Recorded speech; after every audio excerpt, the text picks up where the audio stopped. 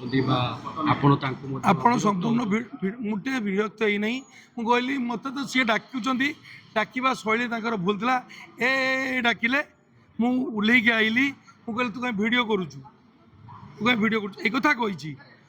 ତାକୁ ନା ପିଟି ମୁଁ ଦେଖିଛନ୍ତି ବିରକ୍ତ ହେଇଛି। ସେ ତ ଗିଭାନ୍ସ କହୁଛନ୍ତି ତୁ କାହିଁ ଭିଡ଼ିଓ କରୁଛୁ, ଏକଥା କହିବା ରାତି ହେଲା ପର୍ଯ୍ୟନ୍ତ ଆମେ କରୁଛୁ। କିଛି ଲୋକ ସୋସିଆଲ ମିଡ଼ିଆକୁ ୟୁଜ୍ କରିକି ତାଙ୍କର କେମିତି ଫଲୋଅର୍ସ ବଢ଼େଇବେ ଆଉ କିଛି ପଇସା ମିଳେ, ୟୁଟ୍ୟୁବର ପଇସା ମିଳେ, ତାକୁ ଆଧାର କରିକି ଆଉ ଜଣକୁ ଲଜ୍ଜିତ କରିବା ଏକ ନିନ୍ଦନୀୟ କଥା।